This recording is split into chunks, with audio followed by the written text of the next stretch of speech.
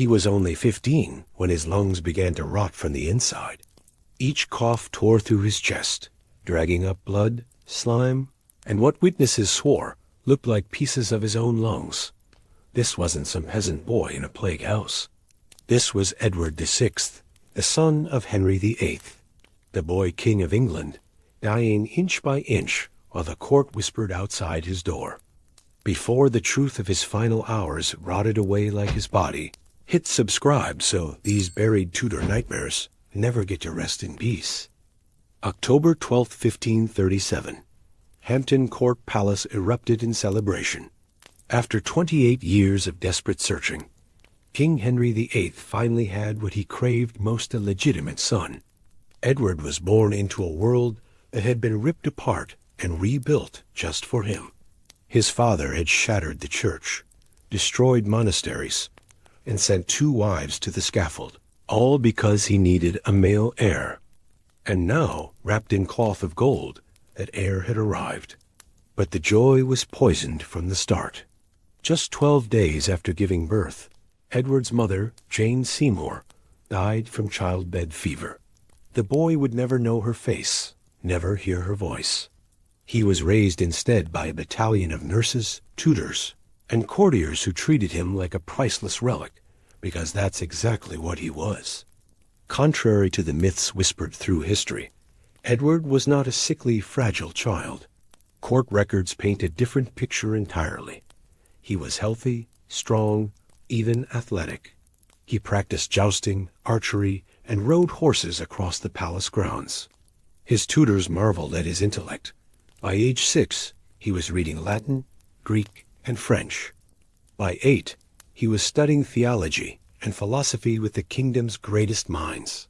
The imperial ambassador once described him as a well-made and handsome boy, with a sharp mind and a cold composure that unsettled grown men. Henry doted on him obsessively. Edward was paraded before foreign dignitaries, shown off like a living trophy. Every move he made was monitored. Every cough was analyzed. He was the future. He was everything. When Henry VIII died in January 1547, Edward was just 9 years old, too young to understand the weight of the crown they placed on his head, too young to realize that men twice his age would tear each other apart, trying to control him. His uncle, Edward Seymour, Duke of Somerset, seized power as Lord Protector. The boy king became a puppet in a court full of wolves, but Edward was no fool. Behind those calm, watchful eyes, he was learning. He attended council meetings, signed documents, absorbed everything. He developed a reputation for coldness, clinical, detached, eerily mature. When his uncle Somerset was arrested and later executed in 1552, Edward showed no emotion. He simply wrote in his journal that the Duke had been ambitious and deserved his fate. He was 15 years old. This was the boy England believed would rule for decades. Strong, intelligent, unshakable. No one could have predicted what was already stirring deep inside his chest, a silent rot that would turn his body into a battlefield and his final months into a waking nightmare. Edward didn't just wear the crown. He wielded it like a weapon against the old world. While other teenage boys dreamed of tournaments and hunts, Edward dreamed of purging England of what he called papist idolatry. He had been raised by Protestant tutors who filled his mind with Reformed theology, and he absorbed every word with fanatical devotion.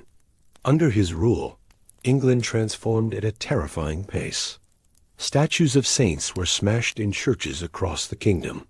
Stained glass windows depicting biblical scenes were shattered and replaced with plain glass. Priests were ordered to marry. Latin masses were banned, replaced with English services from the new Book of Common Prayer. Edward personally oversaw these changes, reading draft documents and making corrections in his own hand. For a boy barely into his teens, his grip on religious policy was absolute. But Edward's England was also a kingdom devouring itself from within. The old Duke of Somerset had been replaced by John Dudley, Duke of Northumberland, a man even more ruthless and calculating. Northumberland understood something crucial. Edward was brilliant, but he was also isolated, malleable if you knew how to speak his language. So Northumberland spoke in the vocabulary. Edward understood best Protestant Reformation and God's will. The boy king trusted him completely. Together they pushed religious reforms further than Henry VIII had ever dared. Edward kept meticulous journals, recording council meetings, political decisions, and his thoughts on governance. His entries reveal a mind constantly working, analyzing, calculating. But they also reveal something chilling, a teenager with almost no emotional warmth. When he wrote about Somerset's execution, there was no grief, no conflict, just cold assessment. The man had threatened his authority. The man had to die. April 1552 arrived with the first crack in the armor. Edward fell ill with measles, followed quickly by smallpox. Both diseases tore through his body with brutal force. For weeks he lay in his chambers at Westminster, fevered and covered in pustules. The court held its breath. Prayers were said in every church in England. Slowly, agonizingly, Edward seemed to recover. By summer, he was well enough to resume limited duties. But those close to him noticed something had changed. The illnesses had left him weaker, thinner. His stamina was gone. A planned royal progress through the south had to be cut short because he could not endure the travel. The imperial ambassador wrote back to his master that the young king looked sickly. Edward himself said nothing. He continued working, continued pushing his reforms, continued writing in his journal. But deep inside his chest, in the dark, wet chambers of his lungs, something had awakened, something patient, something that would take its time devouring him from the inside out. From the outside, it looked like Edward had beaten it. The fever faded, the rash dried, and the court tried to return to its careful routines.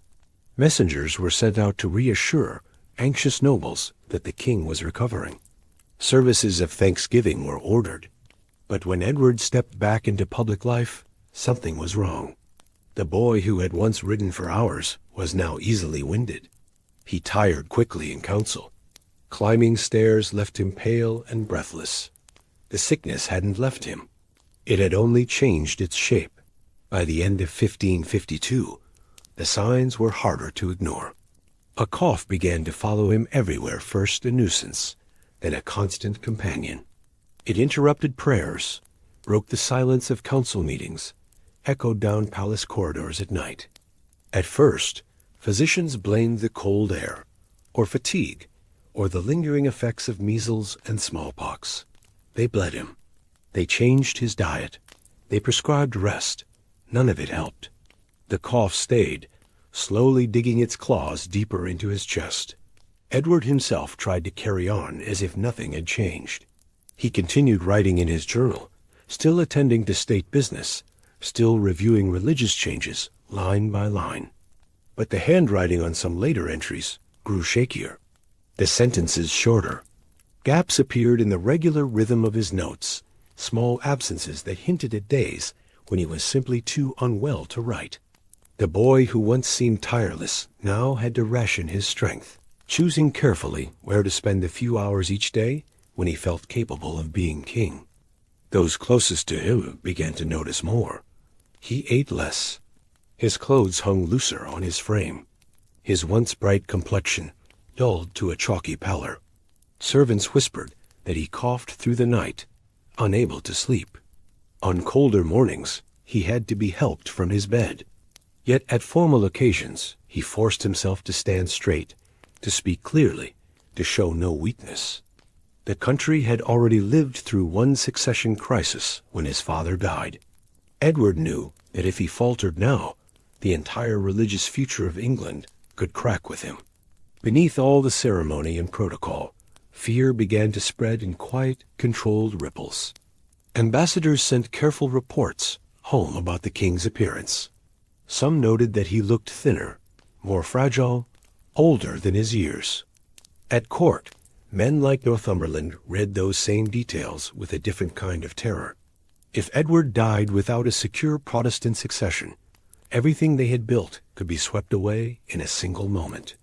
The king's body had become a battlefield, and on it rested the fate of a kingdom. Still, no one could quite admit the truth out loud. To say that the king was seriously ill was to invite panic, plots, and foreign intervention. So the court spoke in half-truths and hopeful phrases. The physicians promised improvement. Prayers were ordered again. The fiction of recovery was carefully maintained. Only Edward, lying awake with his chest burning and his breath growing shorter, understood that something inside him was not healing. It was advancing slowly, relentlessly, towards a point from which there would be no return. Edward's illness stopped being a private struggle the moment other people began to see it. By early 1553, the change in him was no longer something that could be hidden under layers of velvet and ermine. Courtiers who hadn't seen him in months were struck by how sharply he thinned out. His face, once round with youth, had narrowed. His cheekbones stood out, and dark shadows carved themselves beneath his eyes. When he sat in council, he sometimes leaned back as if just staying upright cost him something. The cough that had started as a background irritation now racked his whole body, leaving him momentarily speechless, gripping the arms of his chair until it passed. Outside those guarded rooms, rumors began to seep through the court like damp through stone. Servants carried tales from chamber to chamber. The king's appetite was failing. His strength was fading. His cough sounded worse. On the streets of London, people didn't know the details, but they sensed unease. They remembered how carefully Henry VIII's death had been managed, how news had been controlled, how suddenly the world had changed. Now there was that same feeling again, that something was wrong at the center, and no one was saying it plainly. The men who ruled in Edward's name understood exactly what was at stake. John Dudley, Duke of Northumberland, had built his power on the assumption that Edward would live long enough to secure a firmly Protestant future. The king's fragile body became the hinge on which religion, politics, and personal survival all turned. Every time Edward faltered during a ceremony, every time he failed to appear when expected, Northumberland could feel time tightening around his throat. If the king died without a plan in place, Mary Henry's eldest daughter and a devout Catholic stood next in line. Edward knew that too, and it haunted him more than the pain in his chest. Even as his health weakened, his religious conviction hardened. He spoke more fiercely about true religion, more urgently about the danger of returning to old beliefs. In private, he discussed succession, not in terms of blood alone, but in terms of faith. To him, allowing a Catholic half-sister to undo his reforms was not just bad politics. It was a betrayal of everything he believed God had called him to do as king. The more his body failed him, the more desperately he clung to the idea that his legacy had to outlive him. Day by day, his world shrank. Long rides gave way to short, carefully managed appearances. Public ceremonies became rarer. He spent more time confined to his chambers, surrounded by doctors, praying clergy, and anxious counselors. Outside his windows, England went on, markets opened, ships left the Thames, bells rang in parish churches, but inside, the air was heavy with the knowledge that the kingdom's future rested on a boy who could barely catch his breath. By the time winter turned toward spring, there was no denying it anymore. No matter how many hopeful bulletins were sent out, no matter how often the word improving appeared on people's lips, everyone closest to Edward could see the same chilling truth. He was not getting better. He was slipping, slowly but steadily, into a decline no one knew how to stop. And as his strength ebbed away, plans began to form in the shadows, plans that would try to control what happened after his final breath, even as his illness tightened its grip on the few days he had left. As winter bled into the new year of 1553, the illusion of a recovering king finally collapsed. The cough that had shadowed Edward for months hardened into something deeper, heavier, as if each breath had to be dragged up from a well that was slowly filling with mud. It no longer came just in fits. It lived in him now present when he woke, waiting when he tried to sleep, splitting conversations into ragged fragments. When he pressed a linen cloth to his lips, it did not always come away clean. At first, the changes in what he brought up were small enough for the doctors to pretend they meant nothing. A little discoloration, a hint of thickness. Then the contents of those coughing fits grew darker, stranger. Greenish streaks, yellow clots, threads of red. Each stain on the cloth was a message his body was sending, and none of it was good. Edward might not have known the medical terms, but he understood the reality. Something inside his chest was breaking down. He could feel it every time he struggled to fill his lungs. The pain changed too. It stopped behaving like the ache of a cold and became something sharper, more treacherous. When he inhaled too deeply, a stabbing sensation flared beneath his ribs, as if a knife were lodged there, and he'd accidentally pushed against the blade. Lying flat sometimes made it worse, but sitting upright for too long left him exhausted. There was no position that brought real relief. His body, once so carefully trained and controlled, had become an enemy he couldn't command. The physicians responded the only way they knew how. They tried warming poultices on his chest. They mixed syrups to soothe his throat. Stronger remedies, opiate-based drafts, were given to quiet his coughing long enough for him to rest. The more they dosed him, the hazier some hours became, but the sickness never stepped back. It simply waited until the effects faded, then returned with redoubled force. Every day, the distance between one violent coughing fit and the next grew shorter. Outside his chamber, the language used to describe his condition softened the reality. Lingering, they called it. A chest complaint. A stubborn cold. But inside the room, where servants brought up basins and fresh linens, the truth was written in what had to be carried away. The liquid he spat up was no longer just mucus. It was streaked with dark matter that should never see the light of day. To those who had seen death before, the pattern was horribly familiar.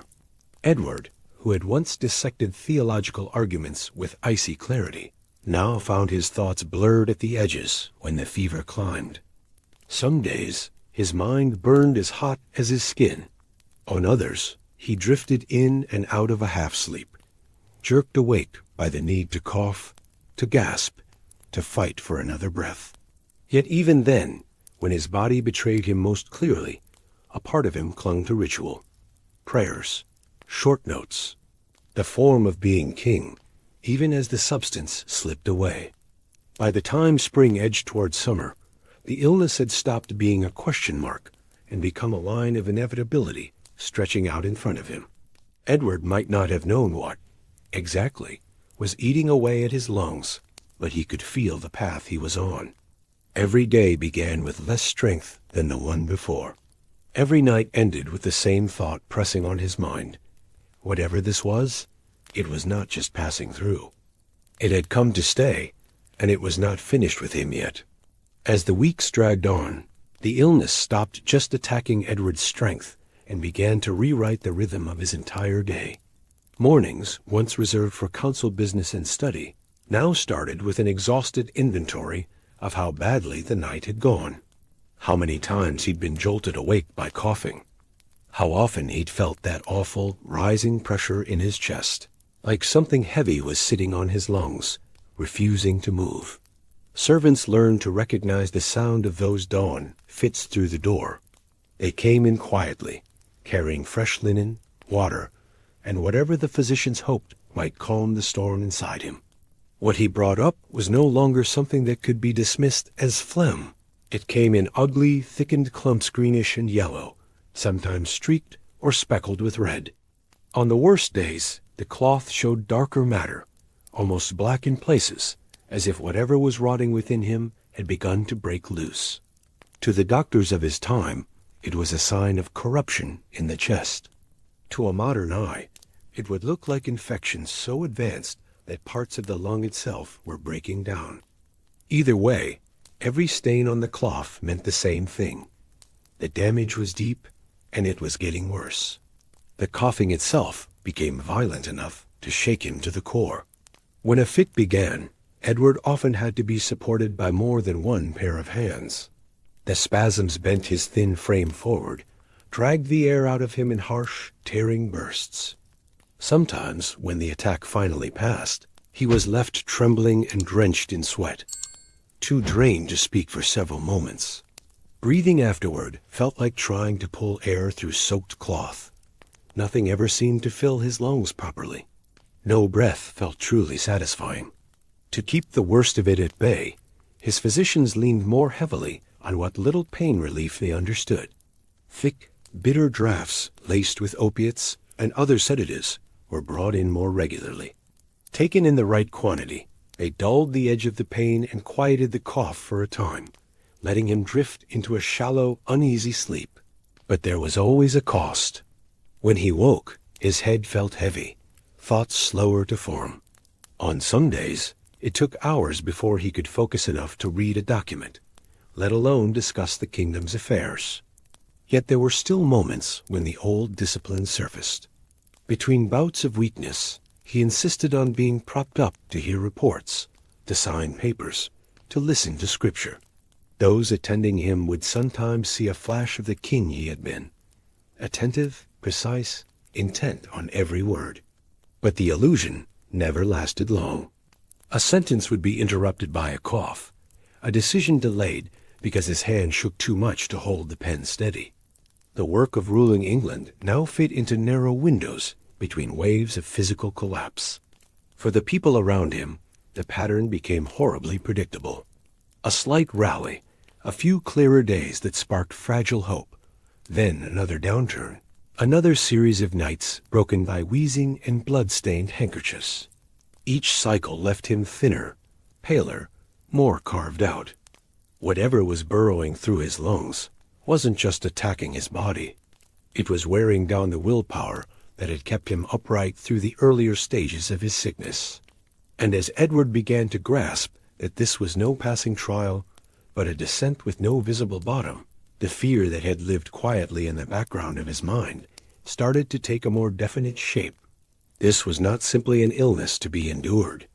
It was the thing that might bring his reign and his vision for England to an abrupt, suffocating end. By late spring, Edward's body was no longer just failing.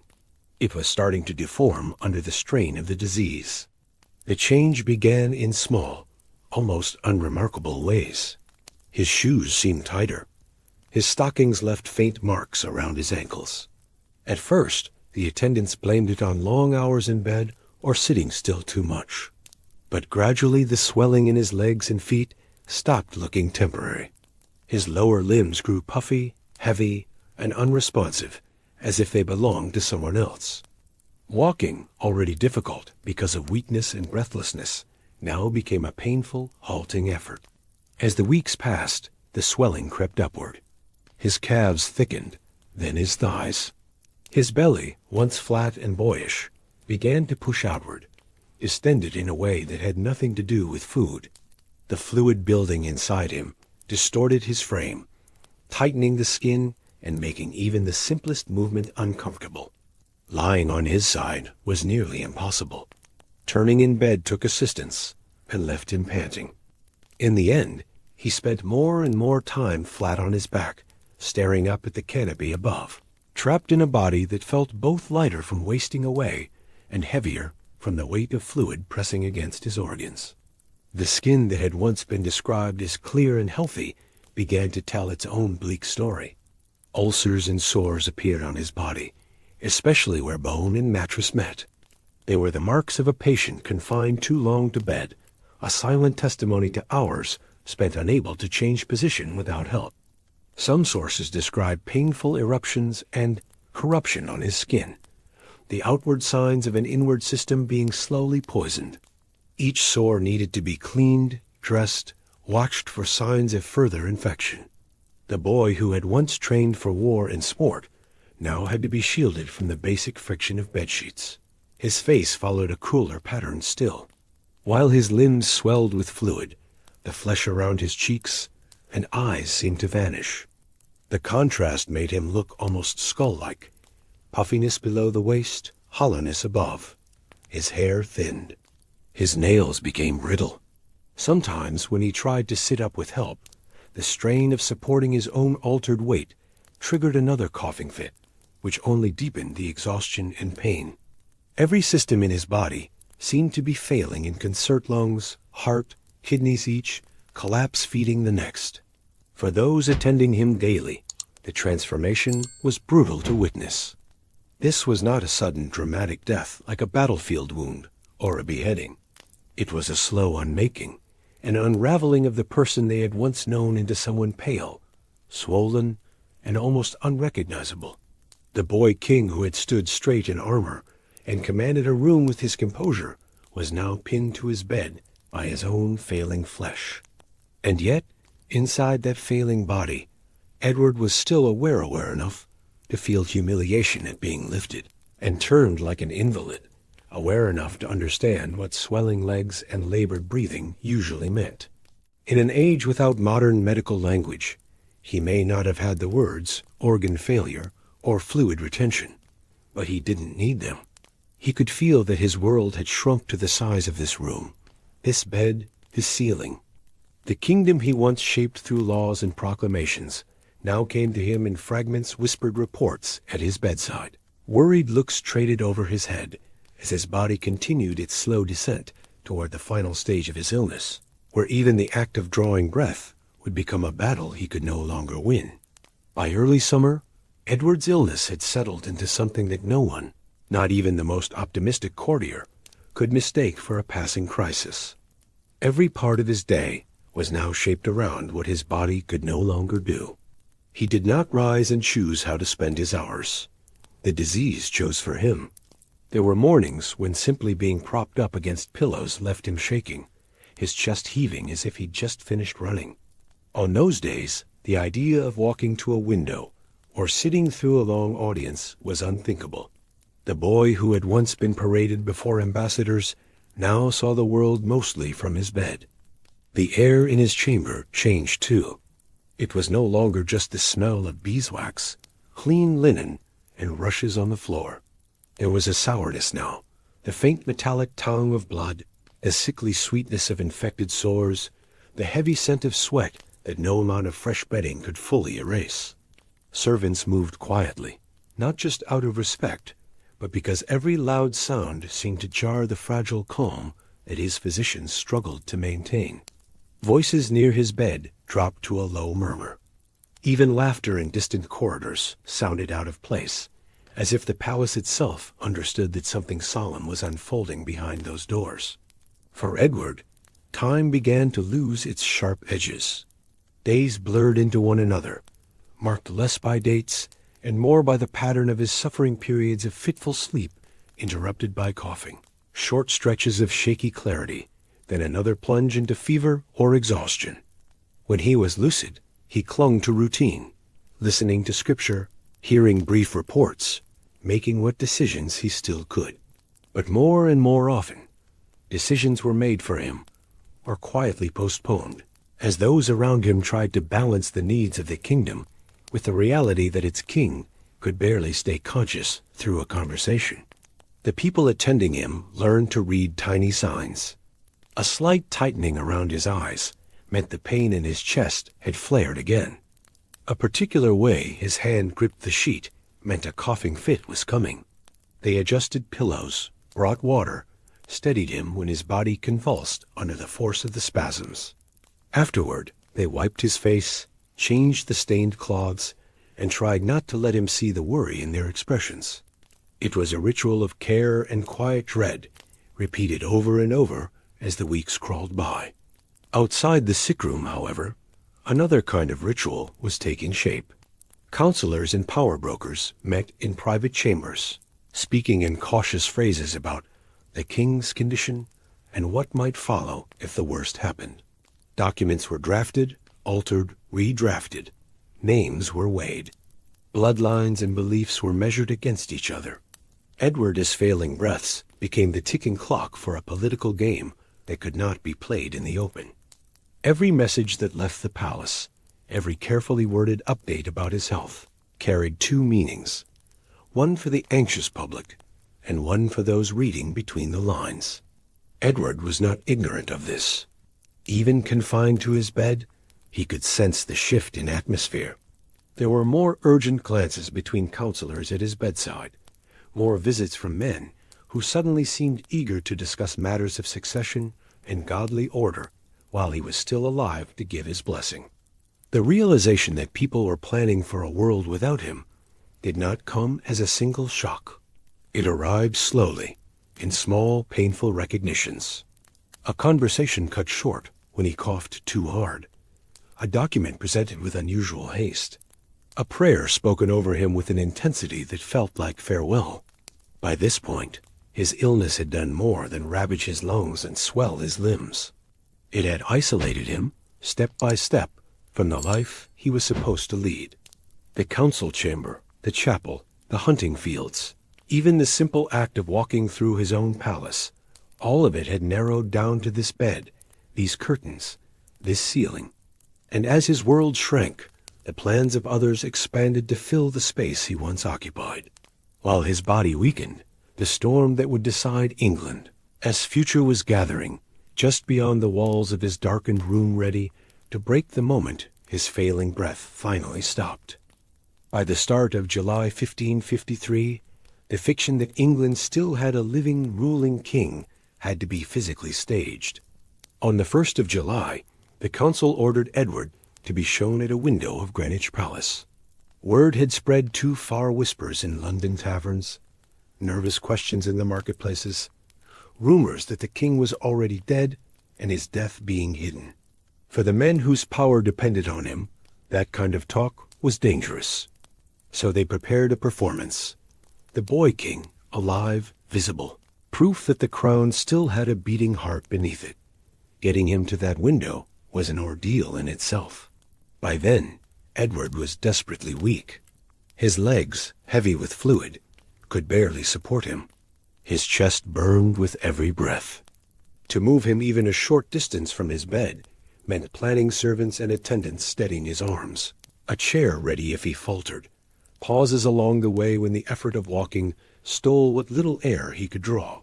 For a 15-year-old who had once ridden and hunted like any other prince, the humiliation of needing help simply to stand must have cut almost as deep as the physical pain. When he reached the window, the crowd below saw something they were not prepared for. This was not the handsome, composed boy king they remembered from ceremonies and progresses. The figure that appeared above them was gaunt, almost spectral. His face was drained of color, the bones too sharply defined beneath his skin. His neck looked thin, his shoulders narrowed, his robes hanging more loosely than before. To some observers, it must have seemed as if the clothes had been made for a different, healthier person and hastily draped over this diminished body. But he stood there because he had to. For a few moments, he forced himself upright, supported just out of sight, trying to project the idea of life and authority to the people gathered below. Perhaps he raised a hand. Perhaps he simply let them see his face. Even that small act was an exertion. The air outside was different, cooler, sharper, and his damaged lungs had to work harder to take it in. It would not have taken much a stray cough, a sudden wave of faintness, for the thin line between appearance and collapse to snap. Down in the courtyard, reactions would have rippled through the crowd. Some might have cheered out of habit or relief. Others, seeing how altered he looked, would have fallen quiet.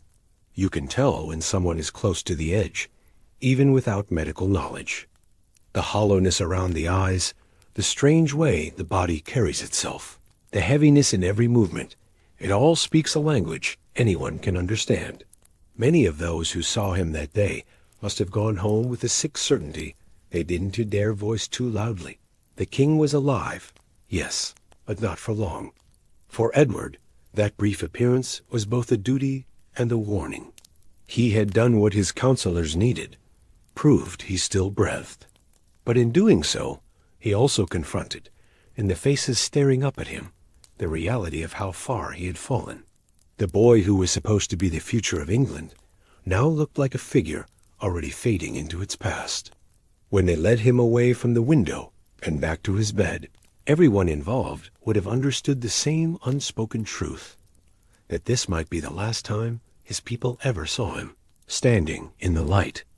In the days after that final appearance at the window, the mask dropped completely inside the palace. Edward no longer had to pretend he was recovering. Everyone who stepped into his chamber could see the truth written on his body. His breathing came in shallow, uneven pulls, as if each lungful of air had to be bargained for. The coughing fits that had once ebbed and flowed now seemed to own him, arriving without warning and leaving him trembling, his thin fingers clawing at the sheets until they passed. Beyond those walls, England was already shifting into crisis mode. Mary Tudor, his elder half-sister, understood better than anyone what his decline meant. She knew that if she stayed within easy reach of the council, the men surrounding Edward could control her movements or silence her entirely. So, while her brother lay struggling for breath at Greenwich, Mary mounted a horse and rode hard for the eastern counties, gathering supporters as she went. To the world, it looked like a princess seeking safety. To the men at court, it looked like a rival claimant preparing for war. Inside Edward's chamber, the atmosphere thickened with urgency. Counselors came more often now, their visits shorter, their discussions more intense. They spoke to him of godly succession and true religion, careful phrases that wrapped a raw political reality. His death would open the door to either the continuation or the destruction of everything he had tried to build. Even when his voice was weak, he made his position clear. He did not want Mary, a Catholic, to undo his Protestant reforms. The thought haunted him as much as his physical pain. These conversations were not abstract to him. Edward had always been precociously serious, but now that seriousness hardened into something almost desperate, he knew he was running out of time. Every document put before him, every proposed arrangement for who should follow him, carried the weight of finality. When he agreed to the plan that would favor Lady Jane Grey, a devout Protestant with royal blood, though not the next in line by traditional law, he was not just making a political calculation. He was clinging to the idea that his suffering might still mean something, that his slow death would not be followed by what he saw as spiritual betrayal. Around his bed, the routines of care continued, but they were now infused with the knowledge that they were no longer working toward recovery. The tonics and draughts brought to his lips were meant less to cure and more to comfort. The prayers spoken over him grew longer, more fervent. Scripture readings focused on endurance, on the hope of salvation, on the promise of a better world than the one where a 15-year-old king lay rotting from the inside. Even in his worst moments of delirium, those themes reached him. When he could not fully follow political arguments, he could still grasp the language of sin, redemption, and God's will. The palace itself seemed to react. Messengers rushed in and out at all hours. Guards were repositioned. The courtyards where he had once ridden now served as staging grounds for horses and armed men. No one knew exactly when the end would come, but everyone behaved as though it might be tomorrow, because it could. News of Mary's movements, of noble families choosing sides, filtered back into the sick room in brief, carefully edited fragments. Yet Edward, even half reclining on his pillows, understood the pattern. His weakening pulse was being matched by a quickening beat of events outside. By now, the country he ruled had effectively split into two realities. In one, on paper and in ceremony, Edward VI was still king, still the supreme head of the Church of England, still the center of power. In the other, more tangible reality, he was a dying teenager in a darkened room, his body failing while others quietly arranged what would follow his last breath. Section by section, piece by piece, his life was narrowing toward a single point that final evening when all the plans, all the prayers, and all the fear would converge at his bedside. As evening closed in on the 6th of July, 1553, The struggle shifted from trying to keep Edward alive to helping him endure his final hours with some kind of dignity. The light in his chamber dimmed, candles and tapers taking over the work the sun could no longer do. Shadows climbed the walls and the carved bedposts, turning the room into a place that felt cut off from the rest of the palace. Outside, life at Greenwich murmured on in distant footsteps and muted voices. Inside, everything narrowed to the rasp of the king's breathing and the soft movements of the men who refused to leave his side. Two of those men were Sir Henry Sidney and Sir Thomas Roth, close attendants who had watched his decline at agonizingly close range.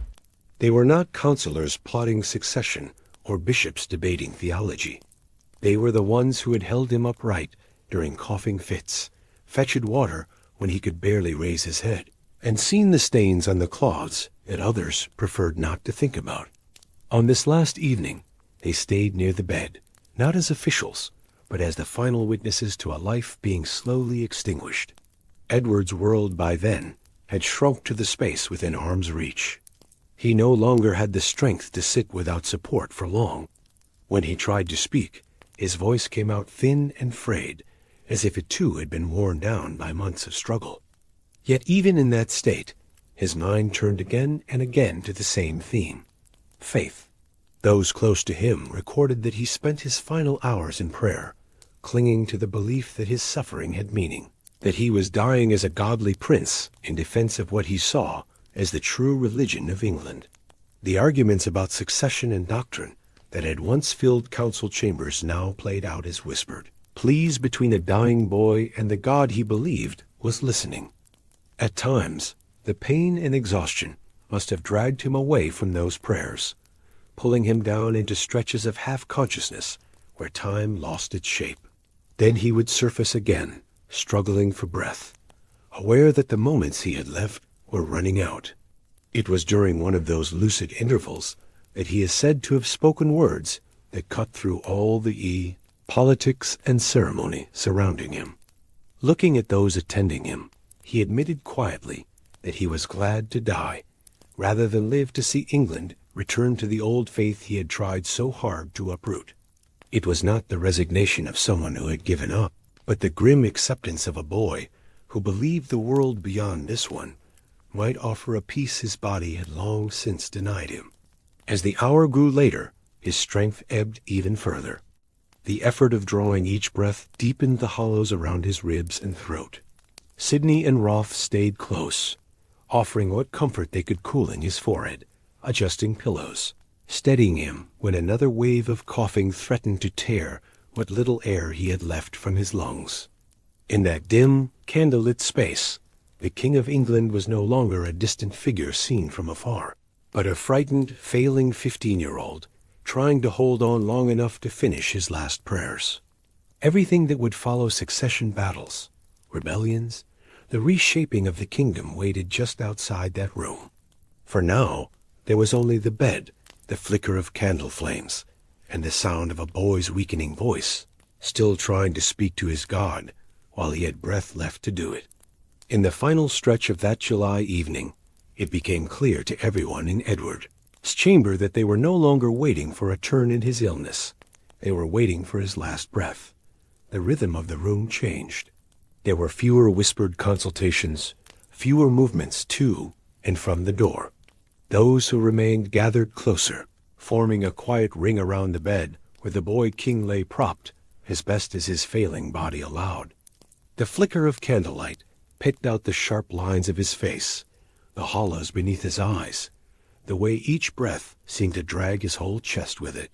His prayers, which had filled so much of his final hours, grew shorter as his strength ebbed.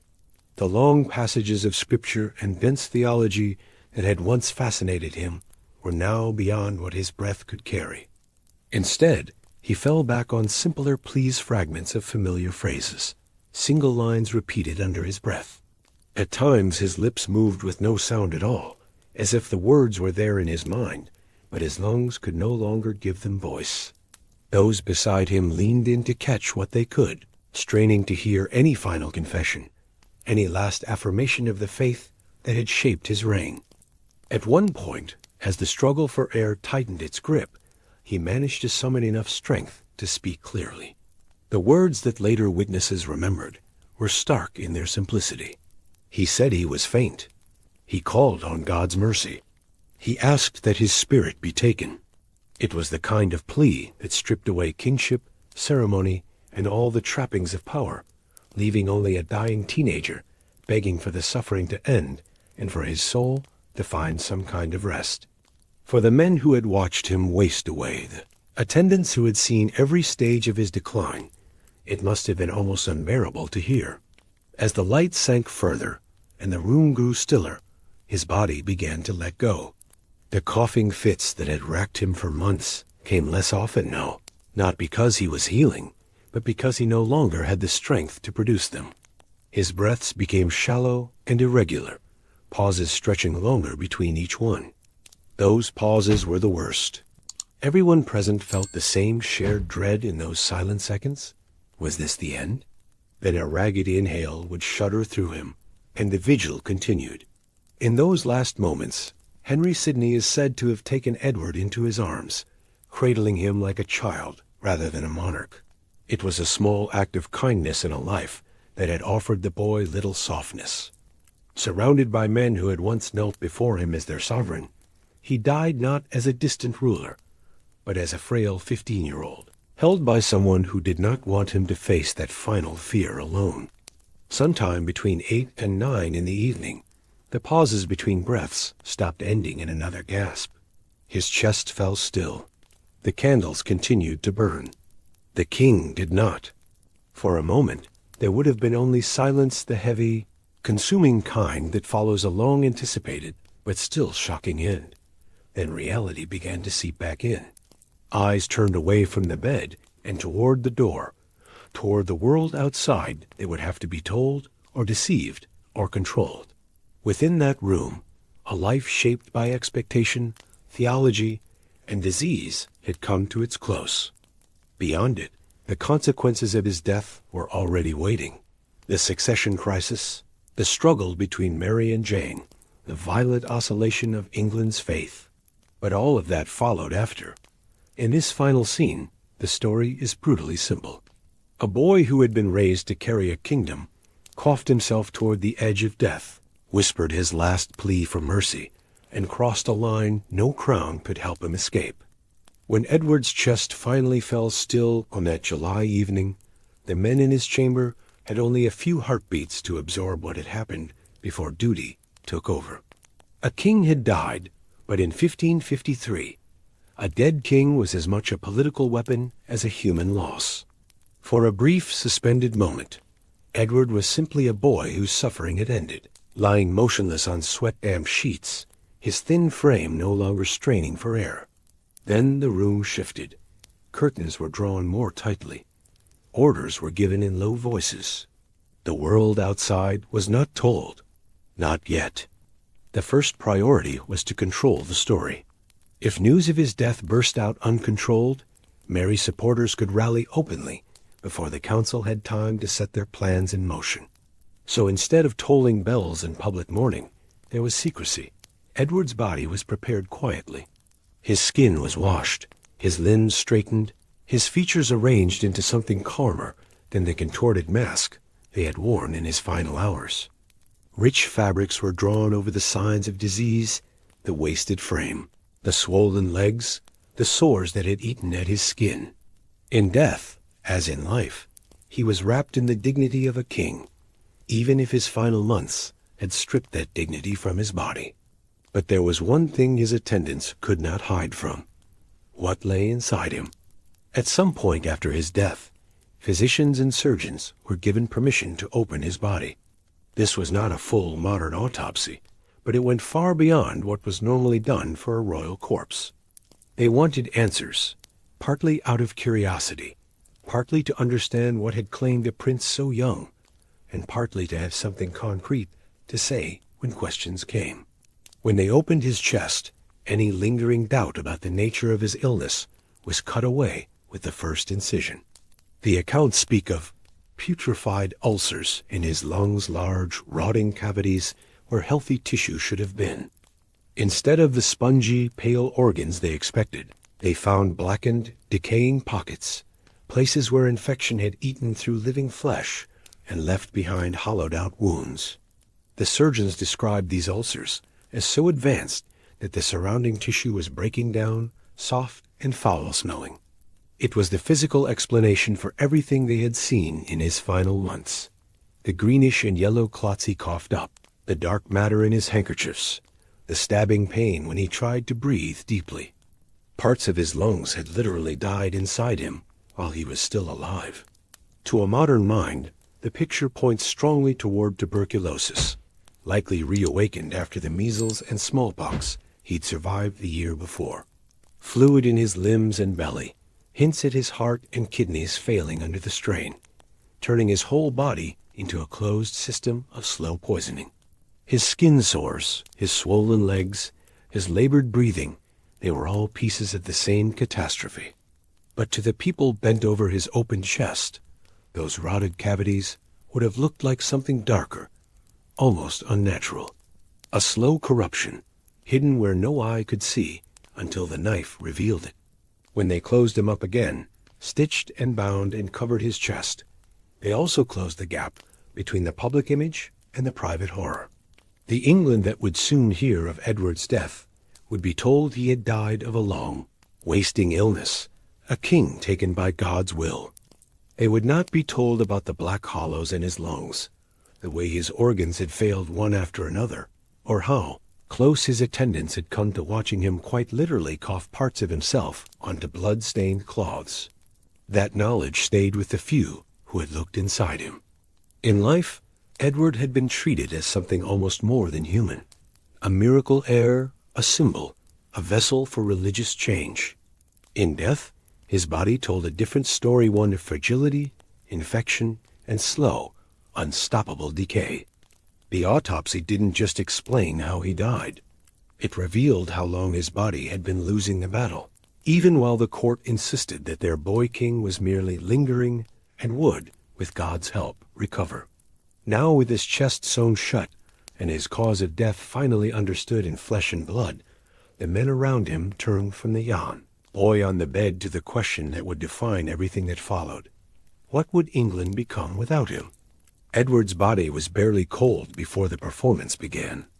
For 2 days, the palace and council behaved as if nothing final had happened.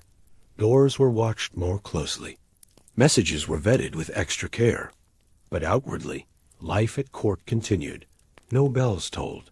No proclamations were read. To the people of London, the king was still alive behind palace walls, fighting the same lingering illness they'd heard about for months. Inside those walls, however, the councillors around John Dudley, Duke of Northumberland, were racing against time. Edward's death had given them what they needed, and what they feared most at the same moment: a blank space on the throne, and a chance to fill it before Mary could reach it. They already had a plan, one Edward himself had been drawn into during his final weeks. That plan centered on Lady Jane Grey, a quiet, highly educated teenager with impeccable Protestant credentials and a claim to royal blood through her Tudor grandmother. By the strict line of succession, she should never have come before Mary or Elizabeth. But Edward, desperate to keep England on the religious path he had carved, had been persuaded to endorse a new device for the succession that moved his half-sisters aside and set Jane in their place. Now that he was dead, that document was no longer theory. It was a weapon. In those hidden, frantic 48 hours, the council moved to turn parchment into reality. Key nobles were summoned and quietly pressed to swear to Jane as the rightful heir. Those who hesitated were reminded, in careful, veiled language, what it would mean for their lands, their safety, their faith, if Mary, a Catholic, took the throne instead. Letters were drafted to announce that the king, after long suffering, had passed away, and that, in accordance with his godly wishes, the crown now rested on Jane's head. Every phrase had to do 2 things at once: honor the dead boy and make his chosen succession sound both legal and inevitable. All the while, Mary was not standing still. As news real or rumored of Edward's death seeped out despite the council's efforts, she gathered more supporters in East Anglia. Great families declared for her. Towns opened their gates. Every hour the council delayed a public announcement gave her more time to build a rival court in exile, one that claimed to be the true England. Northumberland and his allies knew it. That's why secrecy around Edward's death was not just superstition or habit. It was a last attempt to buy enough time to fix the future before the present caught up with them. Within the palace, this meant Edward's body existed in a strange limbo. He had been opened, examined, and sewn shut again. He was dressed, watched, and guarded, but he was not yet mourned. There were no lines of black-clad courtiers filing past a bier, no official lying in state. Until the council was ready to speak the words, "The king is dead," out loud to the realm, the dead boy remained, in a sense, trapped in that upper room, physically gone, politically not yet allowed to be. Only once their letters were ready, their oaths secured, and their chosen queen prepared to be presented, could they finally let the reality of his death spill into the streets. When it did, the news reached the people already entangled with something else, the proclamation of Jane as queen. For many, the announcement of Edward's passing and the naming of his successor arrived almost as a single blow. One king dead, another monarch proclaimed, barely a space to breathe between them. But under that swift transition was the truth of what those 2 days had really been. They were not a respectful pause. They were a scramble in the dark, as men who had watched a boy cough his life away now tried to use his last signature to control a country he no longer breathed in. Edward did not go straight from his deathbed into legend. First, he had to be turned back into a spectacle. Once the council had finally announced his death and begun to push Jane forward as queen, the dead boy king was allowed to move from the private world of his sick room into the public choreography of royal mourning. His body, already opened and examined, was sealed into layers of cloth and wood-wrapped in rich fabrics, enclosed in a coffin, then in another. The goal was not just reverence, it was containment. Everyone who had seen the ulcers in his lungs and the sores on his skin understood how far his body had decayed before it stopped. The elaborate wrapping helped hide the traces of that horror from the eyes of the court and the nose of the chapel. He did not lie in Westminster immediately. For weeks his coffin remained at Whitehall or in another royal residence, surrounded by candles and guarded by officials who kept vigil in shifts. Priests said masses. Psalms were read. The boy who had pushed England towards Protestantism was, ironically, honored with elements of ceremony that still echoed older, Catholic-inflected traditions. But even that carried a political edge. Every prayer read over him, every formal lament, also reminded those present of the religious path he had chosen and how fragile it had become the moment his lungs failed. When the day finally came to carry him to Westminster Abbey, the procession turned Edward's long, hidden suffering into something the whole city was forced to look at, even if they never saw his face. A horse-drawn chariot bore his coffin through the streets, draped in black cloth of state and covered with the royal banners. Above it, a painted effigy of the king young, healthy, crowned rode in place of the ruined body inside. That image was the version of Edward London was allowed to remember. The idealized boy king who never coughed, never wasted away, never stained his handkerchief with blood. Crowds lined the route, watching the slow river of black-clad clergy, nobles, and officials pass. Some wept openly. Others watched in silence, struggling to reconcile the official language of a godly prince, taken by God as will, with the rumors they had heard for months about the horrors of his decline. Bells tolled from church towers. The sound followed the procession all the way to the great west door of the abbey, folding the city into a single somber soundscape of loss and uncertainty. Inside Westminster, his burial was another layered contradiction. On the one hand, he was given the honors due to a king. Interred with ceremony beneath the altar of Henry VII's Lady Chapel, laid to rest among the very ancestors whose blood had made his birth such a triumph. On the other hand, the liturgy itself reflected the religious fracture he had helped carve. His funeral followed the new Protestant rites he had championed, not the old Latin Mass that would once have marked a monarch's passing. Even in death, the way his soul was commended to God became a statement about what England should be. When the last words were spoken and the earth closed over him, those present walked out into a country that was already shifting away from the world Edward had imagined. Lady Jane's brief, doomed claim, Mary's gathering strength, the coming swing back toward Catholicism, all of it was already in motion. Under the stone of the abbey floor lay a teenage king whose body had been eaten from within, whose lungs had turned to rotting caverns, and whose final months were spent choking in a darkened room. Above him the living argued over which version of his memory to keep, the frail boy who died in agony, or the painted effigy of a young ruler who seemed in death, untouched by the corruption that had destroyed him. Edward's story doesn't end with the coffin disappearing beneath Westminster Abbey's stones. It lingers in the what if that haunts every Tudor historian. If his lungs hadn't turned into rotting caverns, if that slow, hidden disease hadn't been gnawing at him from the inside, England's future could have looked entirely different. The boy who died choking in a darkened room might have grown into a hard, uncompromising Protestant ruler, one who pushed his reforms far beyond what a 9-year reign allowed. Instead of Mary's burnings and Elizabeth's careful balancing act, there might have been a relentless, sustained campaign to crush Catholicism at its roots, led by a king who believed every policy was a matter of salvation or damnation. His short life became a kind of broken bridge. On one side stood his father, Henry VIII, violent, contradictory, tearing England away from Rome, but never fully settling what should replace it. On the other side, Mary and Elizabeth would drag the country back and forth between rival visions of God and crown. Edward was supposed to be the one who made that fracture permanent, who locked the kingdom into a single, uncompromising direction. Instead, his collapsing lungs and failing organs turned him into a cautionary tale, a reminder that even a carefully engineered heir, raised like a weapon for a specific purpose, can be taken out of the game by something as small as a bacterium no one in his age could see.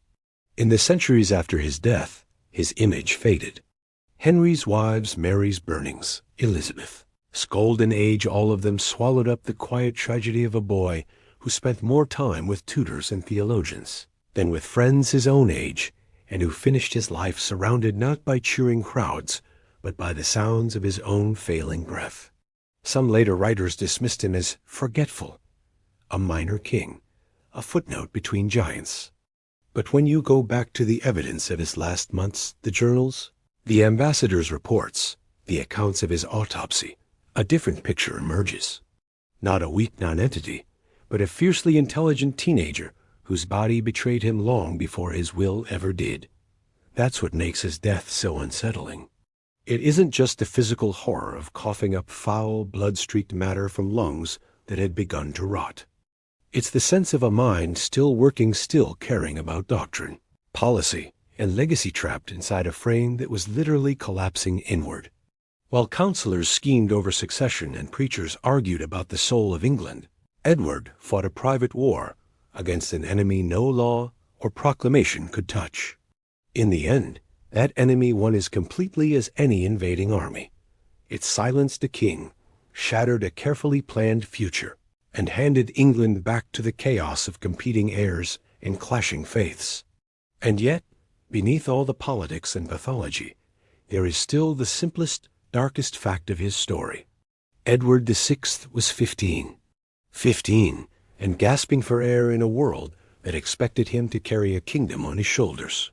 15, and watching his own body swell, waste, and fail, while adults around him spoke in careful phrases about God's will and the good of the realm. History remembers him as a symbol of Protestant hope, a broken link in the Tudor chain, a brief, intense flicker before Mary's fires and Elizabeth's long reign. But if you strip all that away, you're left with a boy who died slowly, painfully, and consciously aware that his organs were failing and his time was running out. The crown on his coffin didn't change that. It only made the tragedy heavier.